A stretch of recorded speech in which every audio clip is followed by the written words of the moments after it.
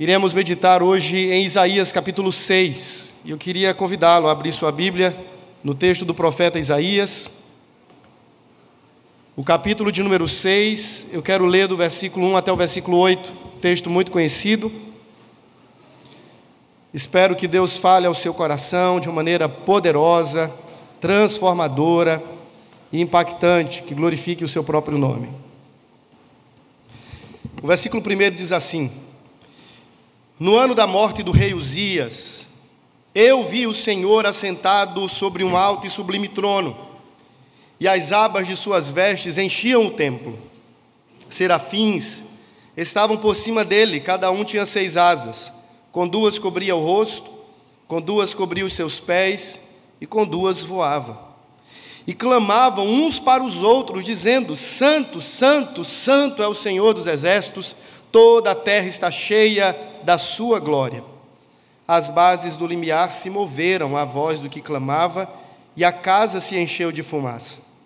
Então disse eu: Ai de mim, estou perdido, porque sou homem de lábios impuros, habito no meio de um povo de impuros lábios, e os meus olhos viram o Rei, o Senhor dos exércitos. Então um dos serafins voou para mim, trazendo na mão uma brasa viva que tirara do altar com uma tenaz. Com a brasa tocou a minha boca e disse: Eis que ela tocou os teus lábios. A tua iniquidade foi tirada e perdoado o teu pecado.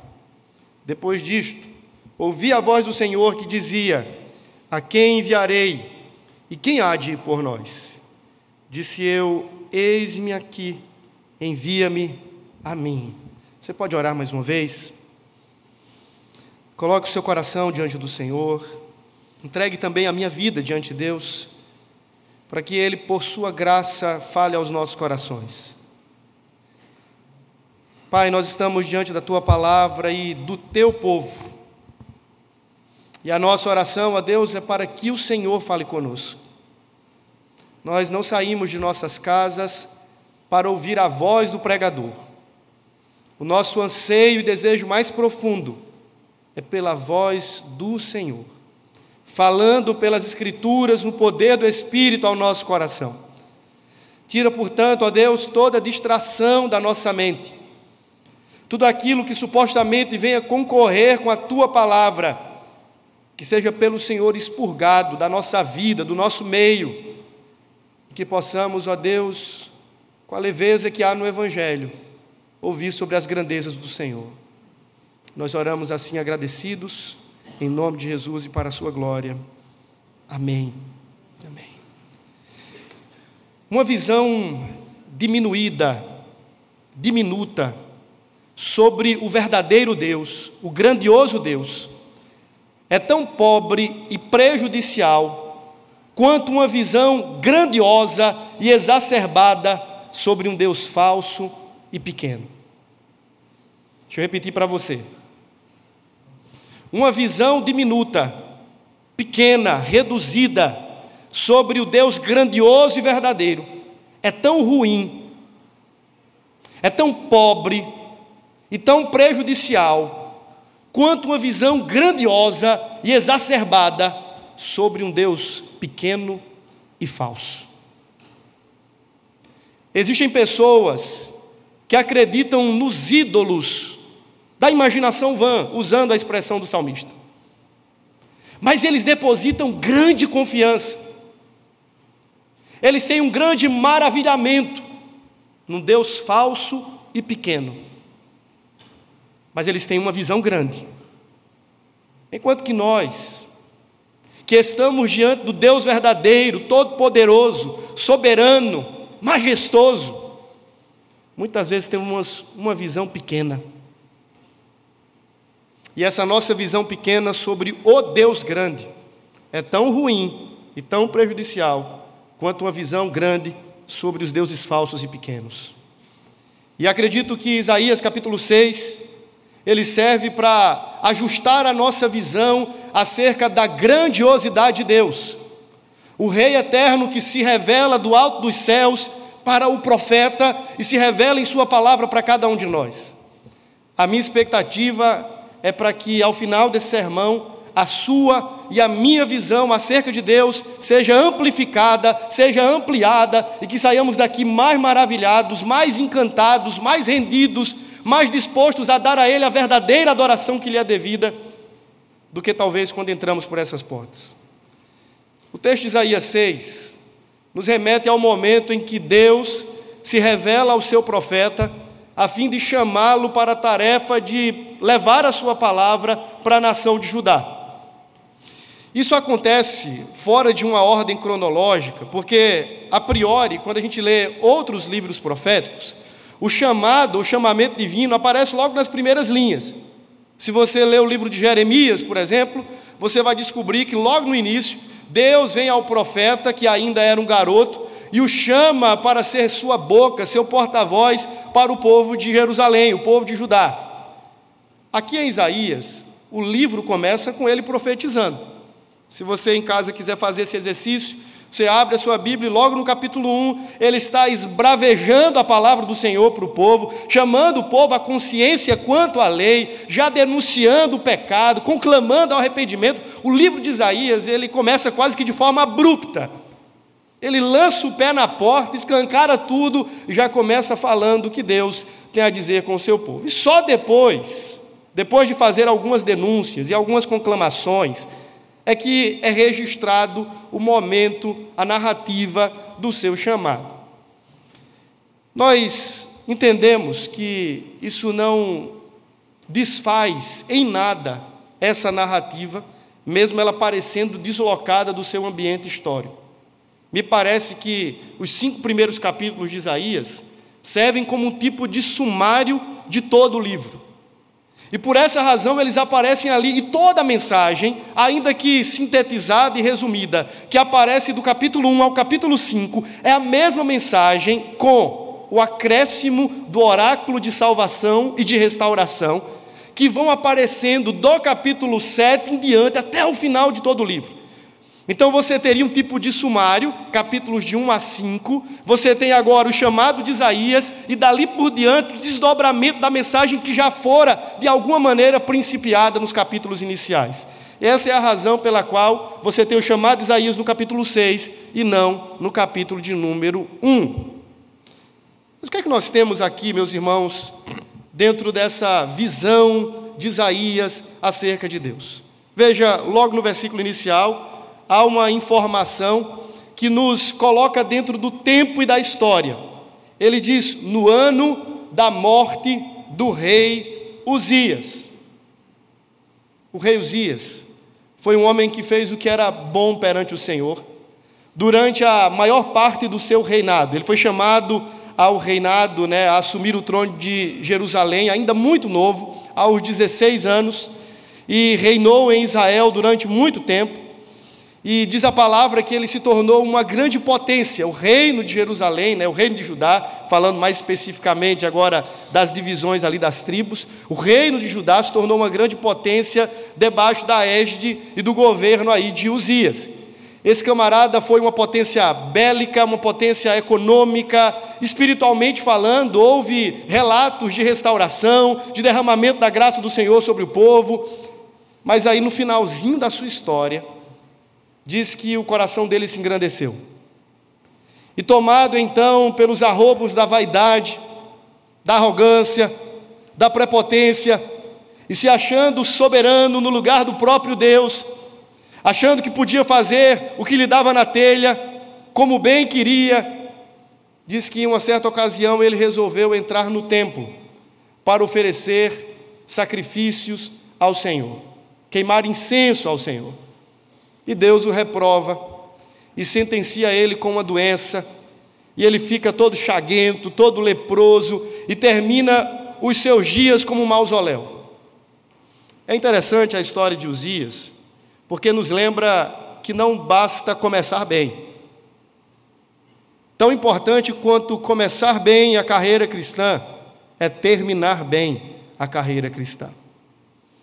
Uzias tem uma larga história de proezas, de êxito, de sucesso, de glamour, de glória pessoal, mas termina a sua história como um homem esquecido. A gente olha para a história, e agora essa é a nossa história, e parece que coisas semelhantes continuam acontecendo em nossos dias. Lembra daquelas bandas de música cristã que tiveram ascensão quase que meteórica, e de repente assume uma postura de grandeza a nível nacional, se não global, e de repente cai no esquecimento. Os grandes pregadores, os grandes nomes que ascendem no poder e depois caem no esquecimento. Você certamente tem lembrado de alguns nomes aí. Eu particularmente, quando falo sobre isso, me lembro de alguns que em algum momento marcaram aí a história do nosso país. Mas onde estão esses homens hoje? Seus ministérios se esvaíram ao longo do tempo. E me parece que o peso do fracasso é sempre maior do que o peso da glória. Não sei se você sente isso. Isso acontece conosco também, nas nossas relações interpessoais, no casamento, na relação de trabalho. Sabe aquele negócio que você faz a coisa certa o tempo inteiro? Mas se você não termina bem, o peso do fracasso é sempre maior do que o peso do sucesso. Essa é a história de Uzias. Só que Uzias havia morrido. E o povo de Deus, o povo de Judá, agora estava vivendo aquele negócio que nós chamamos de interregno, entre governos. Um outro rei ainda não havia ascendido ao poder e nem assumido o trono da nação. E eles estavam vivendo debaixo de um cenário de aflição, sendo tomados pela incerteza, pela insegurança. Afinal de contas, o que é um povo sem o rei? O que é uma nação sem o monarca? Esse era o cenário. E quando todo mundo estava vivendo debaixo desse sentimento opressor, de abatimento, de angústia profunda, de desvio da verdade, até porque os reis ocupavam papéis pastorais sobre a nação. Quando a gente olha, principalmente no livro de Ezequiel, a gente vê que Deus atribui à figura real o papel de pastor do povo. O que é uma igreja sem pastor? Um país sem presidente? Um estado sem governante? Esse é o sentimento de orfandade, de abandono, que gera, consequentemente, toda a sensação de insegurança pública. E diz que naquele ano, no ano da morte do rei Uzias, o profeta entra, até então, vamos supor aqui que o seu chamado está se dando, Isaías entra, e diz que ele entra, a ideia aqui me parece que no templo, e ele então contempla o Senhor no seu templo. Ele olha para o trono de Jerusalém e se depara com um lugar vazio. Mas ele alteia os olhos na visão que lhe é dada e ele percebe que o trono dos céus está devidamente ocupado. E essa é uma verdade gloriosíssima. Há uma frase do pastor Hernandes que ficou famosa e tudo na internet viraliza ou se cancela rapidamente. Essa foi uma daquelas que viralizou do ponto de vista positivo. Ele diz assim, olha, se você olha para a história do cristianismo, você descobre que a manjedoura está vazia, a cruz está vazia, o túmulo está vazio, mas o trono está ocupado, porque o nosso rei reina de geração em geração, aleluia. Como diz o Salmo 146, no versículo 10, o teu Deus, ó Sião, reina de geração em geração, aleluia. Essa é a certeza que nós temos, nós que temos nos abraçado na fé cristã. Deus, o Senhor, reina. E essa é a esperança de Isaías agora, posta diante dos seus olhos, que era também a esperança de todo o povo de Deus. O povo poderia ter o seu coração aquietado, porque Deus permanecia inabalável no seu trono, de onde ele rege, sustém, mantém, governa e conduz todas as coisas segundo o propósito da sua vontade e do seu decreto. Deus está no trono. Essa é a visão gloriosa, e o chamado de Isaías começa com essa contemplação acerca de Deus assentado sobre o trono. Diz então que Uzias estava morto, mas o Deus de Israel, falando como povo, permanecia vivo. O nosso Deus está vivo, irmãos. Veja, quando a gente fala sobre isso, me parece que nós não temos as devidas impressões e os afetos Pegando um gancho agora na pregação de hoje pela manhã, onde o pastor Temístocles falou sobre a importância dos sentimentos, dos afetos, das emoções. Eu não consigo, não sei se é porque eu sou ligado em 330, mas eu não consigo dizer assim: Deus está vivo, irmãos. Deus está vivo, e essa é a certeza que nós temos, e não tem a ver com euforia sentimental, emocional. É uma declaração verdadeira, fatídica: o Deus a quem servimos está vivo. Se isso não for uma verdade que nos tira dessa inércia, que não ataca os nossos sentimentos, que não arranca de nós profundas afeições, eu não sei o que pode fazer. Mas me estranha o fato de que alguns que aqui estão muito bem contidos e represados nas suas emoções, quando estão diante de uma TV assistindo um jogo de futebol, expressam profunda euforia. Quando estão diante da banda favorita, expressam profunda euforia, mas diante do culto do Deus vivo e da visão gloriosa de Deus, parece que estão velando um defunto. E ninguém queira me convencer que isso é apenas um ato de reverência, pastor. Não! O Senhor se importa com as nossas afeições. Jonathan Edwards escreveu um livro fantástico sobre as afeições religiosas, porque criticavam muito, porque na época dos despertamentos espirituais, sempre houve comoções e coisas dessa natureza, e faziam críticas severas, dizendo assim, como hoje, né? Isso é tudo coisa de sensacionalismo, meninice, emocionalismo, coisas dessa natureza. Ele escreve uma tese, um calhamaço desse tamanho, para falar sobre a importância das emoções e das afeições dentro do espectro da adoração. É óbvio, irmãos, que nós não estamos falando de sensacionalismo, nós não estamos falando de emotividade, estamos falando que quando uma verdade crava-se diante da nossa mente, diante da nossa razão, diante do nosso senso de juízo, isso deve trazer para nós profunda afeição. Veja o que Isaías está vendo: o trono de Judá, o trono de Jerusalém está vazio, Uzias está morto, mas ele então tem os seus olhos elevados aos céus, e ele se depara com a realidade gloriosa: o Deus de Israel está vivo. Isso é fantástico. O nosso Deus vive, sempre, eternamente. O Deus de Isaías, o Deus de Israel, o nosso Deus, é o Deus que está vivo. Mas diz o texto que ele está vivo e ele está sentado no trono. Isso denota o aspecto da soberania de Deus, como eu já falei no início desse sermão. Mas há algo aqui que chama a minha atenção. John Piper, escrevendo um artigo sobre 7 declarações, reações e impressões a partir de Isaías 6, ele diz que estranha o fato de que esse rei, veja, ele é o rei supremo de Israel, mas ele não está correndo nos corredores do palácio celestial. Esse rei não está com as mãos sobre a cabeça, desesperado, inquieto, preocupado, dizendo assim: e agora, como vai ser do meu povo?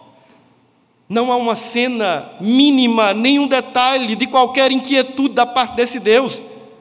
Ele não está preocupado, ele não está em vexame, ele não está inseguro, amedrontado, não há cheiro de desespero diante dele. Pelo contrário, Piper vai dizer: ele está sentado no trono, denotando a plena certeza de que está tudo certo.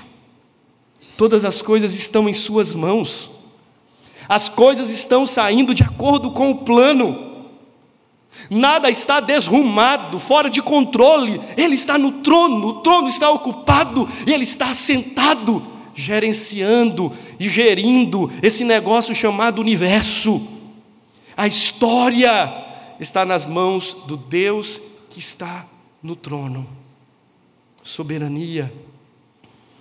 É interessante, voltando ao Salmo 146, que a Bíblia nos remete, obviamente, ao longo de toda a história do povo de Deus, a reis poderosíssimos que ascenderam e caíram. E aí no Salmo 146, há uma declaração que diz assim: aleluia! Louvo a minha alma ao Senhor, louvarei ao Senhor durante a minha vida, cantarei louvores ao meu Deus enquanto eu viver. Aí logo no versículo 3 diz assim: não confieis nos príncipes, nem nos filhos dos homens, em quem não há salvação. Sai-lhes o Espírito, e eles logo tornam ao pó, e naquele mesmo dia perecem todos os seus desígnios. Bem-aventurado, entretanto, é o povo que tem o Deus de Jacó por seu auxílio, e cuja esperança está no Senhor, o seu Deus. Percebe? Há um contraste entre a transitoriedade dos governos humanos, a temporalidade do poder humano, face à grandeza e à perpetuidade do poder e do governo de Deus. O salmo que nós conhecemos, o Salmo 90, que é um clássico, fala sobre a brevidade humana, a temporalidade das coisas desta vida e a eternidade de Deus. Deus está no trono. E aí o final da história, eu gosto disso. Apocalipse capítulo 4 e capítulo 5. Nós meditamos rapidamente aqui na última terça em Apocalipse 4. Ali para mim é o eixo central do livro de Apocalipse, aqueles 2 capítulos, porque no final das contas João, à semelhança de Isaías, é convidado a ver o que acontece nos bastidores da eternidade, que tem implicações na história. O anjo diz assim: vem aqui e eu te mostrarei as coisas que devem acontecer. Ele sobe e de lá de cima ele tem uma visão gloriosa. E a visão não começa com o dragão, com Satanás tripudiando, não começa com a igreja sendo lançada às praças, dada como morta, não. A visão começa com o trono. Diz a palavra que havia um trono. E ele estava num tipo de antessala, onde o cordeiro estava sendo adorado. A princípio, obviamente, ele olha, não tinha ninguém que abrisse o livro, aquele texto que você conhece. Mas o ponto focal é: o cordeiro vem, toma o livro nas suas mãos, cessa o choro cósmico, assenta-se no trono, desata os selos, abre o livro e ouve rompantes de louvor e alegria. E diz que no meio da cidade está o trono de Deus e do Cordeiro. Costumo dizer que o trono e o Cordeiro, um único trono de Deus e do Cordeiro, é um tipo de emblema perpétuo da redenção no novo céu e na nova terra, onde todos que ali estão olharão permanentemente para o trono e dirão assim: nós estamos aqui por causa dele. O Cordeiro é o emblema do novo céu e da nova terra, mas você percebe que ele está no trono. O Senhor reina, irmãos.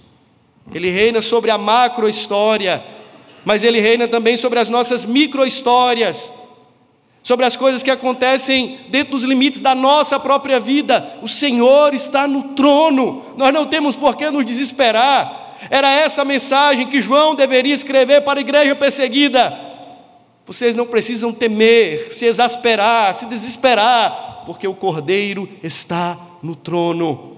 Ele venceu, como leão ele ruge, todo poderoso. O trono está devidamente ocupado. Mas o texto vai dizer ainda que ele estava assentado sobre um alto e sublime trono. Essa ideia remete à onipotência daquele que está no trono. Veja, ele está assentado no trono, mas não é um trono entre ou dentre os tronos. Isso importa. O texto não está dizendo assim: olha, tinham vários tronos, e aí eu olhei e eu vi que tinha alguém sentado em um dos tronos. Não. O texto está dizendo que esse ser glorioso que se revela como Rei eterno para o profeta é aquele que está sentado num alto e sublime trono. É a ideia de um trono mais elevado que todos os tronos, de uma força espiritual que não pode ter equivalência a outras forças. Há um poder que não pode ser medido com outros poderes, porque o seu trono está acima. Os tronos dos Césares estavam debaixo. Nabucodonosor, Ciro, Nero, todos os outros tronos deste mundo. Os déspotas, os supostos poderosos, truculentos, que se levantam contra o povo de Deus, contra a sua igreja, todos os tronos deste mundo estão abaixo daquele que está sentado no grandioso trono. O seu trono está acima, é alto e sublime, tudo está debaixo do estrado dos seus pés. É o poder deste que está no trono. Ele está nas alturas, irmãos. Há uma canção nossa que diz: Ele exaltado, o Rei exaltado nos céus, eu louvarei porque Ele é exaltado nas alturas, todo poderoso. Há uma ideia vaga. Eu costumo dizer que durante muitos anos nós reproduzimos essa ideia, principalmente nos grupos de jovens, nas pantomimas que nós fazíamos, nos teatros ou coisa dessa natureza. Você já viu aquela imagem de Deus e Satanás medindo força, se degladiando, aí um empurra para o lado, outro para o outro, e vem, tum, de repente Deus ganhou, e que alegria, Jesus venceu. Perdoe-me a franqueza, mas a Bíblia não fala nada sobre isso. A Bíblia não ensina que Deus está medindo forças com ninguém. Deus não está no cabo de guerra, dizendo assim: vamos lá, esse filho é meu, não, esse é meu, Satanás não é meu. Não, não. Seria a mesma coisa de eu entrar no ringue com John Jones. Você acha que teria alguma chance para esse preparo físico aqui, entrar no ringue de MMA e com o John Jones, o imbatível, e dizer assim: vamos lá, tete a tete, está tudo certo? É a mesma coisa achar que Deus pode medir força com Satanás. Estamos falando do Criador e da criatura. Deus não está medindo força com ninguém. O trono dele não se equipara a trono nenhum. Ele é o Deus que está no trono, acima, altaneiro, sublimemente reinando. Esse é o Deus a quem nós viemos adorar essa noite. O Deus que está no alto e sublime trono. Glória ao nome do Senhor por isso. Mas o texto diz assim: e as abas de suas vestes enchiam o templo. Essa ideia denota um esplendor, uma suntuosidade incomparável, uma beleza que está nesse rei, que é distinta de todos os outros. A ideia do manto, você deve lembrar que os reis se vestiam devidamente, entravam nas cortes muito bem trajados. Mas diz que este rei que está sentado no trono, ele tinha um manto que era minimamente à sua altura. O manto era tão grande, as suas vestes eram tão extensas, que cobria tudo, enchia todo o templo. Não havia nenhuma parte daquele santuário que não fosse tocado pela beleza das vestes daquele rei celestial. O Salmo 93 e também o 99 fala sobre esse rei divino, que se veste de santidade, de beleza se revestiu o Senhor. Fico imaginando que agora a visão de Isaías é a visão de um apreciador. Vamos pensar agora em mulheres que ficam olhando mulheres no dia do casamento. Sabe aquele negócio que a mulher vai para o casamento, ela não está nem aí para a noiva, ela só quer ver o vestido da noiva? Vamos ser sinceros aqui. Tu viste o vestido da noiva, a coitada da noiva se maqueia 3 horas, dia de beleza, dia de noiva, dia disso que, spa. E aí a irmã vai e olha, fica olhando para o vestido 3 horas. A beleza que está estampada neste rei, cujas vestes e manto enchem o templo, é algo que deixa Isaías profundamente fascinado. Seu esplendor, sua beleza são incomparáveis. Incomparáveis. Mas o texto continua. Diz que haviam serafins. Essa é a primeira vez e a última, de forma explícita, que o nome serafim aparece na Bíblia. São seres que nós não sabemos decifrar muito bem. O termo hebraico denota aqueles que ardem, seres ardentes. Eles estão diante do trono de Deus e eles estão como tochas ardendo, algo dessa natureza. Parece que eles são da ordem angelical e eles estão ali diante do trono de Deus. Veja o que acontece. Eles estavam por cima, cada um tinha 6 asas, com 2 cobria o rosto, com 2 cobria os seus pés e com 2 voava.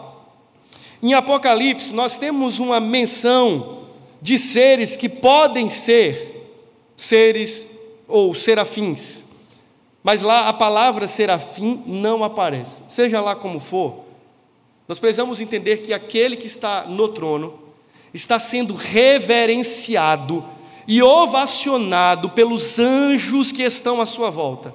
Alguns estão por cima e diz que com 2 asas eles cobrem o rosto. Os comentaristas dizem que isso é uma expressão de profunda humildade, de reverência, como se eles estivessem dizendo assim: nós não somos dignos de olhar para Ele. Mas lembre-se, nós estamos falando aqui de seres sem pecado. Isso é interessante, sabe por quê? Porque logo na sequência, a gente vai chegar nesse ponto, Isaías se desespera, dizendo assim: ai de mim, eu vi o Senhor. Mas ele diz na sequência: eu sou um homem de lábios impuros, habito no meio de um povo de impuros lábios. Os serafins não. Eles são seres em perfeição, seres perfeitos, sem pecado, não caídos. Mas ainda assim, diante do grande rei, há um temor. E eles então cobrem o rosto com 2 de suas asas, denotando a profunda reverência, humildade diante desse Deus. Com 2 outras asas eles cobriam os pés, e os comentaristas vão dizer que isso denota pureza. Eles estavam cobrindo os pés, no sentido de guardar-se puramente diante desse Deus. Eles não poderiam parecer santos, eles precisam ser santos. E o ato de cobrir os pés era como se fosse um sinal de pureza. Alguns fazem até uma relação desse texto com o texto de Êxodo. Lembra daquele episódio quando Moisés se depara com a sarça ardente? E o Senhor ordena que ele tirasse a sandália dos pés, porque o lugar em que estava é terra santa. Alguns dizem que a ideia de guardar os pés apontava para a santidade que era exigida daqueles que estavam diante do trono. E com 2 eles voavam. E a ideia de voar denota serviço. Alguns dizem que eles estavam o tempo inteiro a dispor ou ao dispor daquele que estava no trono, como serviçais, disponíveis o tempo inteiro para aquele que é o Rei soberano. O texto diz que eles clamavam uns para os outros, como um grande coro, uma antifonia, dizendo: Santo, Santo, Santo é o Senhor dos exércitos. Deixa eu dizer uma outra coisa interessante. Eles estão dizendo agora que esse Deus, Rei, vivo, todo-poderoso, esplêndido em beleza, Ele é o Deus Santíssimo. No hebraico, não existem superlativos.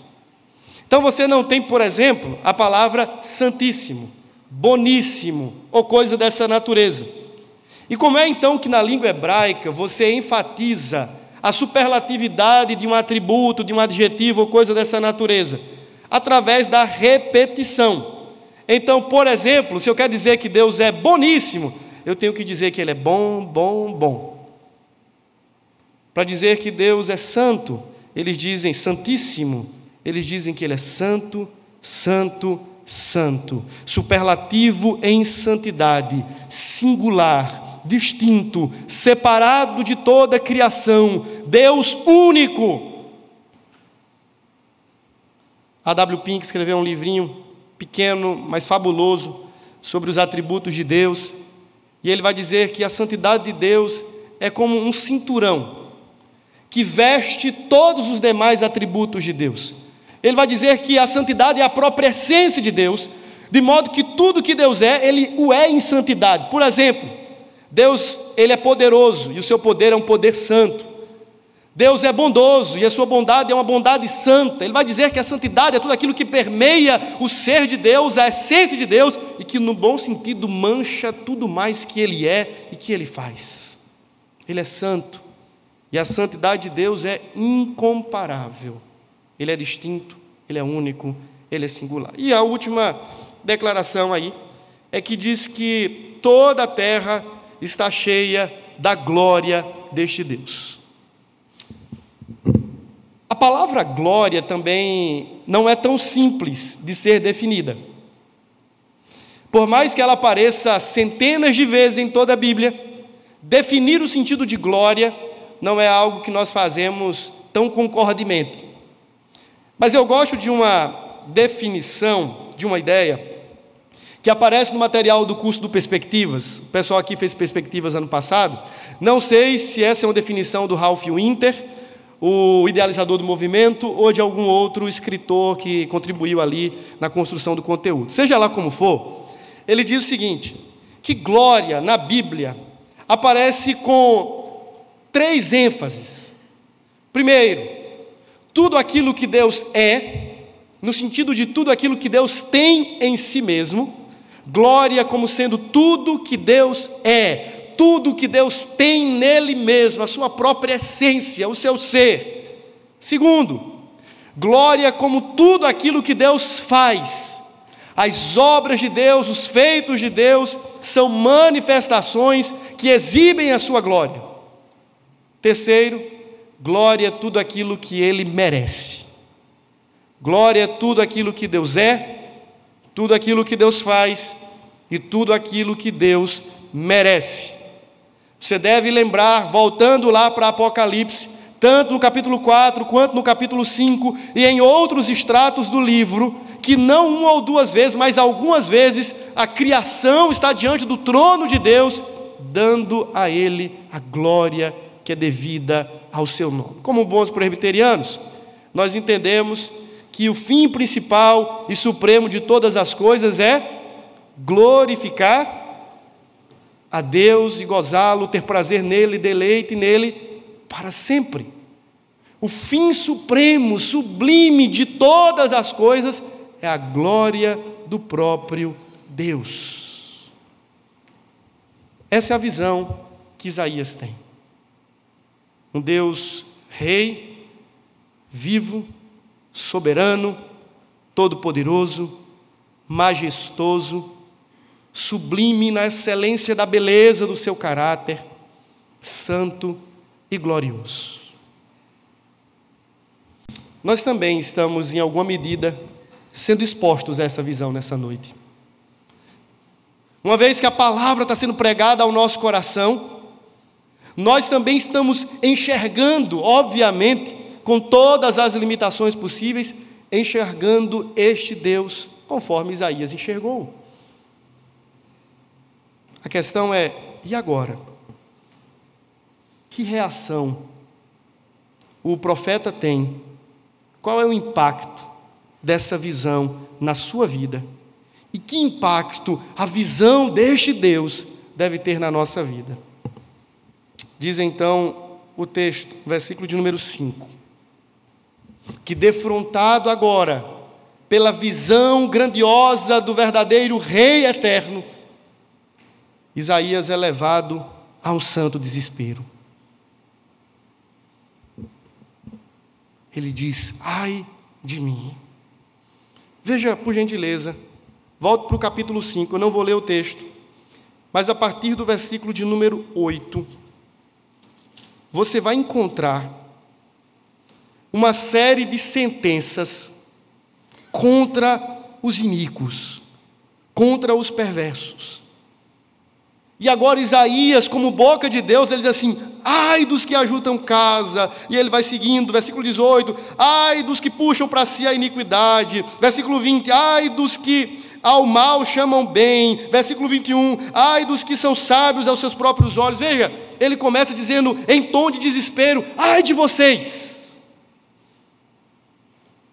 Mas agora no capítulo 6, esse ai é sobre o seu próprio coração e sobre a sua própria alma. Chamamos isso de santo desespero. O temor e o tremor do Senhor se estabelecem diante de uma visão clara acerca de quem Ele é. Muita nossa levianidade, da nossa pouca expectativa, do nosso flerte com o pecado, deve-se a uma visão reduzida acerca de quem é o Senhor a quem adoramos.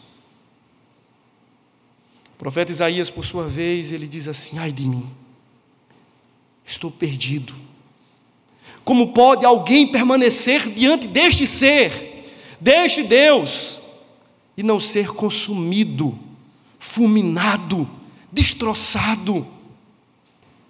Lembro-me de Jó, que faz uma declaração parecida, quando ele diz assim, eu vou parafrasear e colocar o ai de mim, eu me abomino no pó e na cinza. Lembro-me também de Pedro, quando Jesus estava no barco e faz um milagre, ele diz assim: Senhor, retira-te daqui, porque sou pecador. Lembro-me de Daniel, que estando apenas diante de um anjo, caiu defrontado diante daquela visão, diante daquela revelação.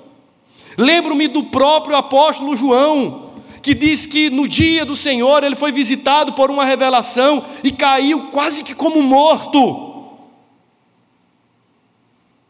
Me espanta o fato de que nós que aqui estamos, que também pelas Escrituras temos contemplado o Senhor, não tenhamos o mesmo espanto, o mesmo temor, o mesmo tremor. Me espanta o fato que mesmo estando diante desse Deus continuamente, e tendo a minha mente e o meu coração esclarecidos pela verdade acerca de quem Ele é, eu continue sendo tão leviano no trato com Ele. Me espanta isso. Isaías desespera-se em sua própria alma, dizendo: ai de mim. Esse deveria ser o grito de todos nós, diante da santidade de Deus. Nos nossos momentos de confissão, vale aqui ressaltar que Isaías 6 é utilizado para formatar a liturgia reformada. Parte daquilo que nós entendemos como liturgia de culto, essa liturgia que nós seguimos, se baseia exatamente em Isaías capítulo 6. Eu fico imaginando que cada momento de confissão, nós deveríamos começar todos gritando, dizendo: ai de mim, ai de mim, ai de mim, o outro grita do lado, porque essa deveria ser a nossa condição, diante da grandeza desse Deus. Isso deveria nos constranger, nos humilhar, nos abater profundamente, gerar santo temor e santo tremor. Mas estamos vivendo em dias onde a gente diz: oi Jesus. Para quem não sabe, os mais dos 40 para cima, isso é uma música nova. Oi Jesus. Perdeu-se o temor. Perdeu-se o senso da grandeza dEle. E eu só tenho uma visão acertada sobre eu mesmo, o meu próprio coração, se eu me percebo a partir de quem Ele é. Nas Institutas da Religião Cristã, João Calvino, no capítulo dos prolegômenos, ele fala sobre o conhecimento de Deus e o conhecimento de nós mesmos. Me parece que essa teologia, ela se explica muito facilmente em Isaías 6, porque o ponto é: eu conheço mais de mim, à medida que eu conheço mais de Deus. Eu me percebo mais em meus pecados, quanto mais me aproximo da luz eterna que é o Senhor. Quanto mais eu me achego a Ele, mais eu me deparo com a vileza e a ruindade do meu coração. Por isso que não há espaço, irmãos. É estranho você encontrar um cristão arrogante em sua santidade. Assim, é esquizofrênico. Porque a ideia é o seguinte: quanto mais perto dele, mais ruim eu vejo que eu sou. Quanto mais eu ando com Jesus, mais eu vejo que eu estou distante de ser parecido com Ele. Quanto mais me aproximo da santidade desse Deus eterno, desse Rei Todo-Poderoso, mais eu vejo que eu estou sendo um súdito mau. É como um quarto escuro sobre o qual nós lançamos luz. E quanto maior a intensidade da luz, mais demonstrada a sujeira, a imundície. Por isso é estranho.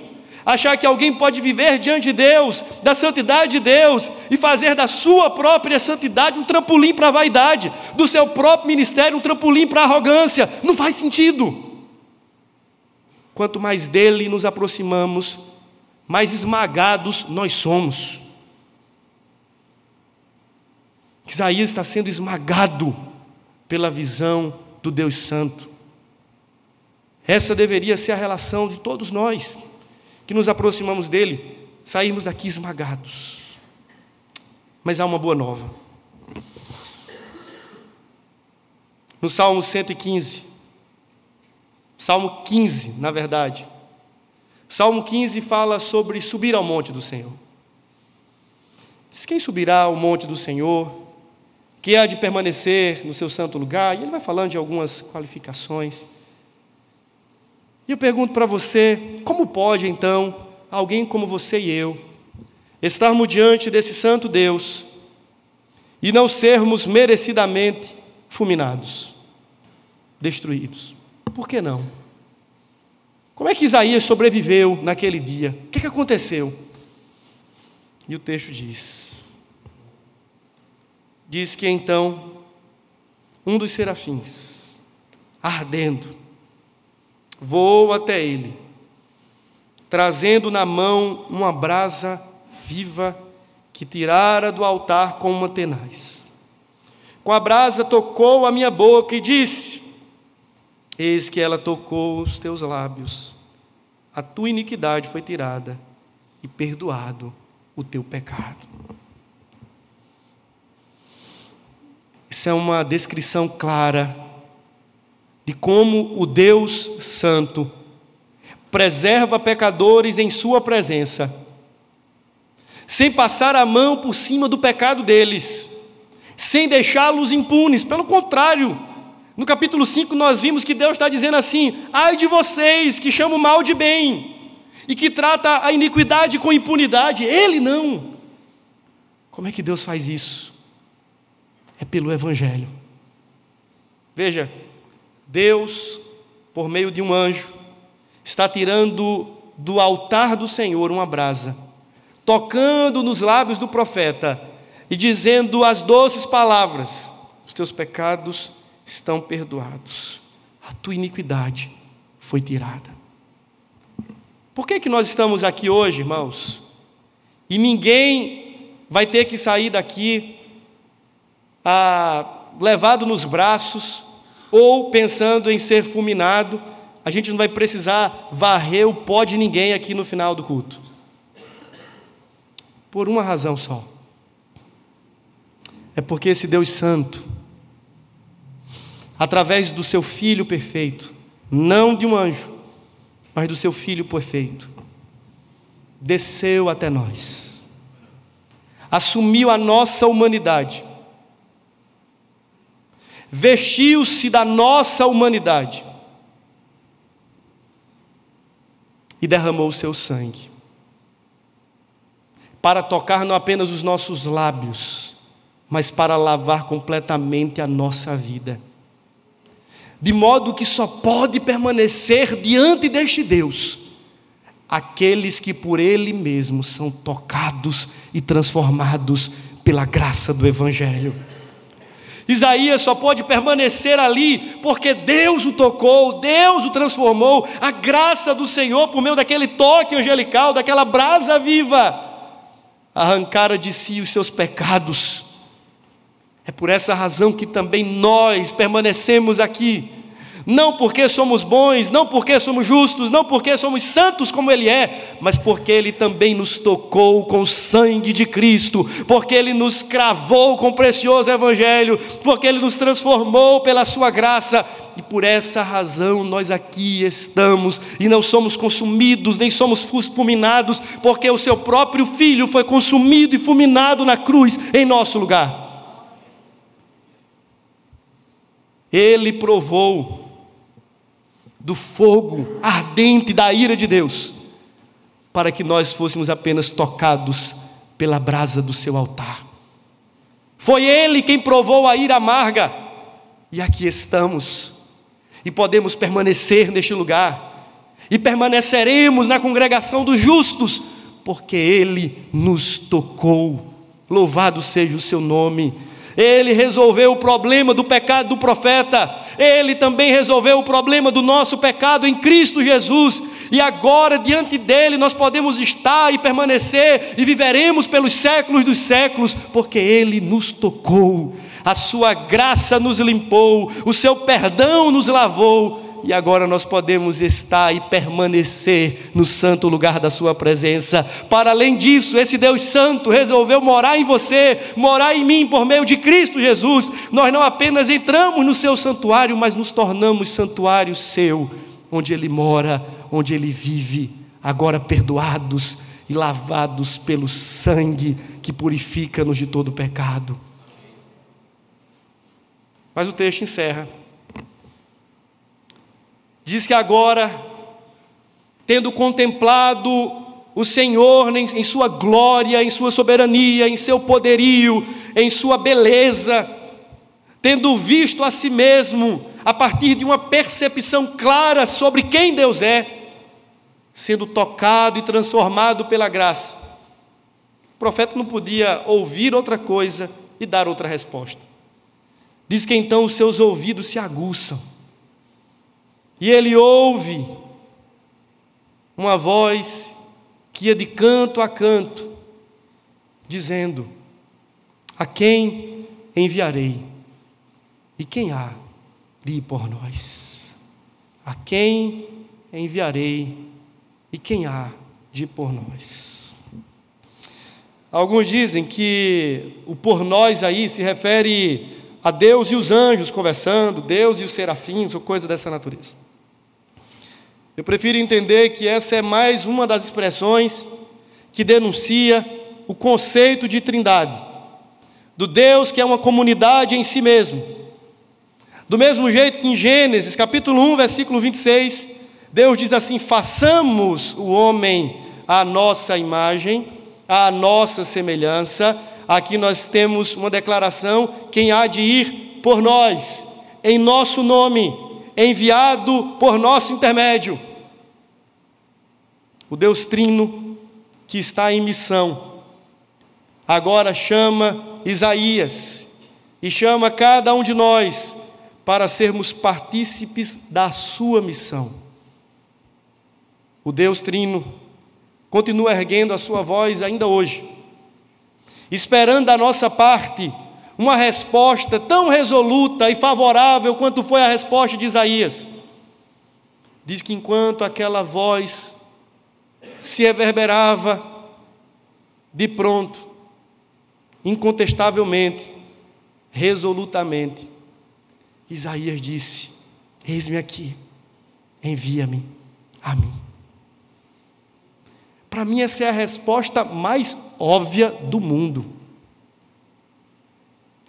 Diante da grandeza desse Deus, diante deste Rei eterno e sublime, diante da experiência transformadora, que resposta o pecador atraído por essa visão e transformado pela graça poderia dar ao Rei de todo o universo, senão eis-me aqui, Senhor. Sabe, às vezes nos sentimos privilegiados quando algum suposto poderoso desta terra nos dá alguns encargos humanos. Nessa época de política principalmente, o camarada se acha lá em cima porque agora virou o empresário do político, o sei lá o quê. Veja, agora eu sou... Isso não é nada. O Rei do universo, que revela-se a nós em seu poder, que nos faz experimentar o poder da sua redenção, Ele está também nos fazendo ouvir a sua voz e nos conclamando a uma resposta, que não seja outra, senão: eis-me aqui. Estou aqui, Senhor, Rei e Deus meu, para ser usado pelo Senhor, perto ou longe, além rua ou além mar, com todo o meu tempo, talento e tesouros, eis-me aqui, Senhor. Envia-me a mim, usa a minha vida, pergunta que eu lhe faço é se você pode nessa noite fazer a mesma oração. E se você não é capaz de responder ao Altíssimo da mesma maneira que Isaías, talvez você tenha uma visão diminuta sobre o Deus grandioso. E por essa razão, a sua experiência com a graça, ela é uma experiência também tolhida. Porque tudo começa com uma visão acerca de quem Deus é. E por essa razão nós não temos nenhuma pressa de servi-lo, de dizer eis-me aqui. Dizemos eis-me aqui para o nosso chefe, eis-me aqui para as nossas agendas, eis-me aqui para os nossos próprios planos, eis-me aqui para os nossos próprios sonhos. Mas entenda, o Rei eterno, o Rei cósmico, usando a linguagem de Piper, o Rei e o Deus galáctico, Ele é o Deus que está nos chamando para uma causa e para uma missão que é maior do que toda causa, do que qualquer outra missão. E Ele deseja que você e eu, uma vez contemplando-o na sua grandeza e sendo tocados e transformados pela sua graça, respondamos dizendo: eis-me aqui, Senhor. Que o seu coração, nessa noite, seja como aquela brasa que arda no seu peito, e que os seus ouvidos sejam destampados, que os seus olhos sejam abertos, e que você possa experimentar profundamente a presença com esse Deus Todo-Poderoso. Eu quero encerrar com uma história que reli recentemente, de uma mulher chamada Sophia Miller. Sophia Miller, uma missionária americana, que veio sozinha para um trabalho com indígenas e ribeirinhos amazônicos, ali naquela região da bacia amazônica, descendo da Colômbia, chegando no Brasil. A história conta que Sophia e um barqueiro qualquer, cujo nome nem sabemos, descia rio afora, ela parava numa comunidade, gastava tempo alfabetizando aquele grupo pela manhã, ensinando a Bíblia durante a tarde, e à noite ficava ali à disposição de quem quisesse para tirar dúvidas. E ela fez isso queimando ano a ano da sua vida, deixando-se gastar pelo seu Senhor, aquele a quem ela havia contemplado com os seus próprios olhos, e experimentado da sua própria alma o toque do seu favor. Anos depois, hoje, eu estou falando de hoje, você pode também ter uma experiência de visitar alguns lugares por onde Sophia Miller passou. E você vai ver que o Evangelho ainda perdura. Uma mulher, sozinha, dizendo: eis-me aqui, Senhor, envia-me a mim. Mas o mais interessante da história, e aqui eu encerro, é o seguinte. Obviamente que quando um trabalho se torna bem sucedido, alguém começa a chamar para as grandes conferências e para aquelas coisas dessa natureza, né? E uma vez perguntaram a Sophia Miller: conta pra gente como é que foi o teu chamado. E sempre a gente espera, né, que alguém fale da visitação dos anjos, do céu se abrindo, da voz de Deus falando e coisas dessa natureza.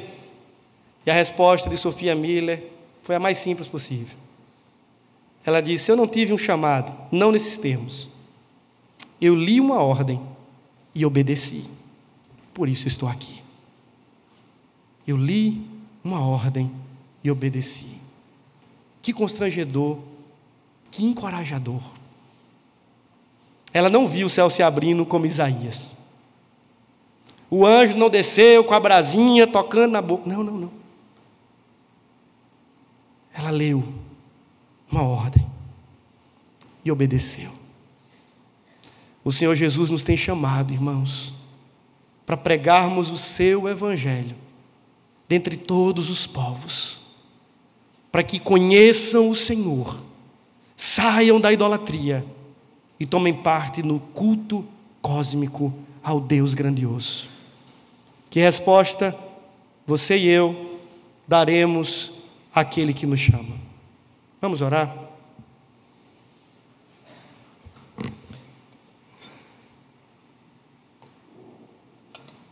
Senhor bendito, nós temos cuidado demais da nossa vida. Estamos encantados demais com as visões deste mundo. com a visão da nossa própria prosperidade, do nosso próprio sucesso, do nosso próprio bem-estar. Estamos encantados demais com as glórias desta terra. Estamos consumidos, ó Deus, pelas experiências terrenais. E a oração que queremos fazer nessa noite se ampara naquilo que Jonathan Edwards disse em certa ocasião: ó Deus, crava a eternidade em nossos olhos e em nosso coração. Dê-nos uma visão gloriosa sobre quem o Senhor é. Nos dê uma experiência profunda com a Tua graça e com o Teu Evangelho. E nos dê uma resposta resoluta à Tua voz, ao Teu chamado e à Tua missão. Que os nossos olhos se abram, que os nossos ouvidos sejam destampados e que os nossos pés se apressem em obedecer à voz do Senhor. É a oração que fazemos em nome e para a glória do Cordeiro Jesus. Amém e amém.